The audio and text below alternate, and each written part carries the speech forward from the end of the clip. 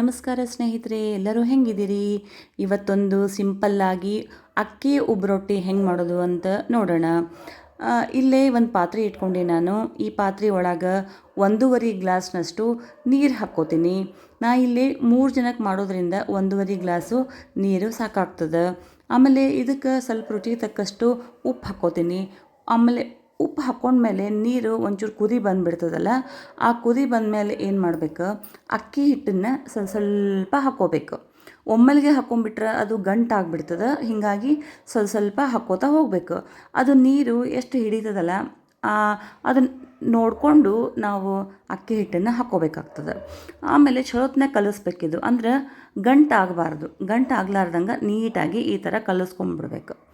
ನೋಡಿರಿ, ಈ ಥರ ಕಲಿಸ್ಕೊಂಡು ಏನು ಮಾಡಬೇಕು, ಒಂದು 10ರಿಂದ 15 ನಿಮಿಷ ಮುಚ್ಚಳ ತೊಗೊಂಡು ಮುಚ್ಚಿ ಇಟ್ಬಿಡ್ಬೇಕು. ಅಂದ್ರೆ ಅದೆಲ್ಲ ಫುಲ್ ಉಮ್ಗೈದು ಅದು ಸೆಟ್ ಆಗಿಬಿಡ್ತದೆ ಹಿಟ್ಟು. ನೋಡಿರಿ, ಇವಾಗಿದು ಫುಲ್ ತಣ್ಣಗಾಗ್ಯದ ಹಿಟ್ಟು. ಈಗಿದು ಅಕ್ಕಿ ರೊಟ್ಟಿ ಮಾಡಲಿಕ್ಕೆ ಇವಾಗ ಹಿಟ್ಟು ಪರ್ಫೆಕ್ಟಾಗಿ ಆಗ್ಯದ.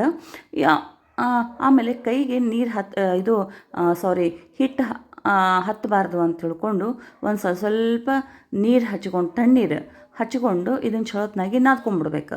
ನೋಡಿರಿ, ಈ ಥರ ಚಪಾತಿ ಹಿಟ್ಟಿನ ಥರ ಚಲೋತ್ನಾಗಿ ನಾದ್ಕೊಂಡ್ಬಿಟ್ರಿ ಅಂತಂದ್ರೆ ಭಾರಿ ಬೆಸ್ಟ್ ಆಗ್ತದೆ. ಈ ಹಿಟ್ಟೇನದಲ್ಲ ಒಂಥರ ಸಾಫ್ಟಾಗಿ ಬೆಣ್ಣೆ ಥರ ಆಗಬೇಕಿದು, ಸಾಫ್ಟಾಗಿ. ಆ ಥರ ನಾವು ಇದನ್ನು ಚಲೋತ್ನಾಗಿ ನಾದ್ಕೊಂಡ್ಬಿಡ್ಬೇಕು. ಸ್ವಲ್ಪ ಕೈ ನೀರು ಹಚ್ಕೋತ ನಾವು ಇದನ್ನು ಮಾಡೋದ್ರಿಂದ, ಉಳ್ಳಿ ಮಾಡೋದ್ರಿಂದ ಏನಾಗ್ತದೆ, ಕೈಗೆ ಹಿಟ್ಟು ಹತ್ತಂಗಿಲ್ಲ, ಅಷ್ಟು ಚಲೋ ಮಸ್ತ್ ಆಗ್ತದೆ. ಈಗ ಇದನ್ನು ಅಷ್ಟು ಉರುಳಿನ ಮಾಡಿ ಇಟ್ಕೊಂಡ್ಬಿಡ್ತೀನಿ ನಾನು. ಆಮೇಲೆ ನೋಡಿರಿ, ಇದಕ್ಕೆ ಎಣ್ಣೆ ಹಾಕಂಗಿಲ್ಲ, ಆಮೇಲೆ ತುಪ್ಪಿಲ್ಲ, ಬೆಣ್ಣೆ ಇಲ್ಲ. ಹೀಗಾಗಿ ಇದು ಆರೋಗ್ಯಕ್ಕೆ ಭಾಳ ಚಲೋ ಅದ. ಆಮೇಲೆ ಡಯಟ್ ಮಾಡೋರಿಗೂ ಇದು ಭಾರಿ ಸೂಕ್ತವಾದ ಒಂದು ಫುಡ್ ಅಂತಲೂ ಹೇಳ್ಬೋದು ನಾವು ಇದನ್ನು. ನೋಡಿರಿ, ಈ ಥರ ಫುಲ್ ಉರುಳಿ ಮಾಡಿ ಇಟ್ಕೊಂಡ್ಬಿಡ್ಬೇಕು ಇದನ್ನು. ಆಮೇಲೆ ಇದಕ್ಕೆ ಒಂದು ಮುಚ್ಚಳ ಮುಚ್ಚಿ ಇಟ್ಬಿಡ್ತೀನಿ. ಯಾಕಂದ್ರೆ ಅದು ಫುಲ್ ಆಗಬಾರ್ದು, ಆರಿಬಿಡಬಾರ್ದು ಅಂತ ತಿಳ್ಕೊಂಡು ಒಂದು ಮುಚ್ಚಳ ಮುಚ್ಚಿ ಇಟ್ಬಿಡ್ತೀನಿ. ಆಮೇಲೆ ಇವಾಗ ಒಂದೊಂದು ಉರುಳಿ ತೊಗೊಂಡು ಸ್ವಲ್ಪ ಸ್ವಲ್ಪ ಅಕ್ಕಿ ಹಿಟ್ಟಿನೊಳಗೆ ನಾವಿದು ಚಪಾತಿ ಅದೆಲ್ಲ ಮಾಡ್ತೀವಲ್ಲ, ಅದೇ ಥರನ ನಾವು ಸ್ವಲ್ಪ ಅಕ್ಕಿ ಹಿಟ್ಟಿನೊಳಗೆ ಎದ್ದು ಇದನ್ನು ಚಲೋತ್ನಾಗ ತೆಳ್ಳಗೆ ನಾವು ಲಟ್ಟಿಸ್ಕೊಂಡ್ಬಿಡ್ಬೇಕು. ನೋಡಿರಿ, ಈ ಥರ ಹಿಟ್ಟು ಹಾಕ್ಕೊಂಡು ಚಲೋತ್ನಾಗ ನಾವು ಇದು ಲಟ್ಟಿಸ್ಕೊಂಡ್ಬಿಟ್ವಿ ಅಂದ್ರೆ ಮಸ್ತ್ ಆಗ್ತದೆ. ಆಮೇಲೆ ಇದೊಂದು ಸ್ವಲ್ಪ ಏನದಲ್ಲ ಅಂಚು ಸೀಳ್ತದೆ. ಇದರಿಂದ ಏನು ರುಚಿಗೇನು ಫರಕ್ ಬೀಳಂಗಿಲ್ಲ, ಹೀಗಾಗಿ ನಡೀತದೆ. ನೋಡಿರಿ, ಈ ಥರ ತೆಳ್ಳಗೆ ಮಾಡ್ಕೋಬೇಕು.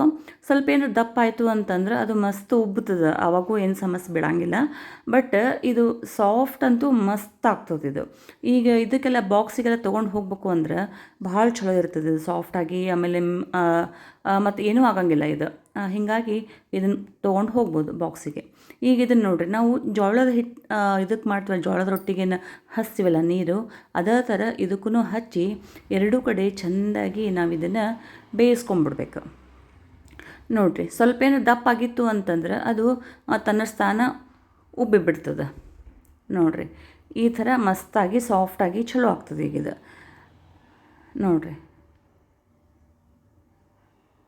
ಈ ಥರ ನೋಡಿರಿ, ಇವಾಗ ಅಕ್ಕಿ ರೊಟ್ಟಿ ರೆಡಿ ಆಗಿದೆ. ಆಮೇಲೆ ಸೇಮ್ ಅದೇ ಥರ ಇನ್ನೊಂದನ್ನು ನಾನಿಲ್ಲೇ ರೆಡಿ ಮಾಡ್ಲಿಕ್ಕತ್ತೀನಿ. ಈಗ ಇದಕ್ಕೇನದಲ್ಲ, ಬದ್ನೆಕಾಯಿ ಪಲ್ಯ ಮತ್ತು ಹೀರೆಕಾಯಿ ಪಲ್ಯ, ಆಮೇಲೆ ಚಟ್ನಿ ಏನು ಹಚ್ಕೊಂಡು ತಿಂದ್ರೂ ಭಾಳ ರುಚಿ ಇರ್ತದೆ. ನಾನು ಹೀರೆಕಾಯಿ ಪಲ್ಯನ ಆಲ್ರೆಡಿ ನಾನು ತೋರಿಸೀನಿ. ಆಮೇಲೆ ಯಾರು ನೋಡಿಲ್ಲಲ್ಲ ಅದನ್ನು ಡಿಸ್ಕ್ರಿಪ್ಷನ್ ಬಾಕ್ಸ್ ಒಳಗೆ ಹಾಕಿರ್ತೀನಿ, ನೋಡಿರಿ. ಇವಾಗ ಅಕ್ಕಿ ರೊಟ್ಟಿ ಫುಲ್ ರೆಡಿ ಆಗ್ಯದ. ಒಂದು ಸರ್ವಿಂಗ್ ಪ್ಲೇಟಿಗೆ ಹಾಕ್ಕೊಂಡ್ಬಿಡ್ತೀನಿ ನಾನು ಇದನ್ನು. ನೋಡಿರಿ, ಈ ಥರ ನಾವು ಫುಲ್ ಚೆಂದಾಗಿ ಮಡಚಿದ್ರೂ ಅದು ಏನೂ ಕಟ್ ಆಗಂಗಿಲ್ಲ, ಅಂದ್ರೆ ಸಾಫ್ಟಾಗಿ ಮಸ್ತ್ ಬಂದದ ಅಂತ ಅರ್ಥ. ಈ ಥರ ಮಾಡ್ಕೊಂಡ್ಬಿಟ್ವಿ ಅಂತಂದ್ರೆ ಆಮೇಲೆ ಭಾರಿ ಕ್ವಿಕ್ಕಾಗಿನೂ ಆಗ್ತದೆ, ಬಡ ಬಡ ಆಗಿಬಿಡ್ತದೆ ಇದು. ಇದಕ್ಕೆ ನಾ ಇಲ್ಲೇ ಹೀರೆಕಾಯಿ ಪಲ್ಯ ಮಾಡೀನಿ. ಹೀರೆಕಾಯಿ ಪಲ್ಯ ಜೊತೆಗೆ 3 ಅಕ್ಕಿ ರೊಟ್ಟಿ ತಿಂದುಬಿಟ್ವಿ ಅಂತಂದ್ರೆ ಲೈಟಾಗೂ ಇರ್ತದೆ, ಹೊಟ್ಟೆನೂ ತುಂಬ್ತದೆ, ಮಸ್ತ್ ಇರ್ತದೆ. ಈ ವಿಡಿಯೋ ನಿಮ್ಗೆ ಇಷ್ಟ ಆಗಿದೆ ಅಂತ ಅನ್ಕೋತೀನಿ. ಇಷ್ಟ ಆಗಿತ್ತು ಅಂದ್ರೆ ಲೈಕ್ ಮಾಡಿರಿ, ಶೇರ್ ಮಾಡಿರಿ. ನೀವಿನ್ನು ನನ್ನ ಚಾನಲ್ಗೆ ಸಬ್ಸ್ಕ್ರೈಬ್ ಆಗಿಲ್ಲ ಅಂತಂದ್ರೆ ಸಬ್ಸ್ಕ್ರೈಬ್ ಆಗೋದನ್ನು ಮರಿಬೇಡ್ರಿ. ಮುಂದಿನ ವಿಡಿಯೋದೊಳಗೆ ಮತ್ತೆ ಹೊಸ ರೆಸಿಪಿಯೊಂದಿಗೆ ಸಿಗ್ತೀನಿ ಸ್ನೇಹಿತರೆ. ಅಲ್ಲಿವರೆಗೂ ಧನ್ಯವಾದಗಳು.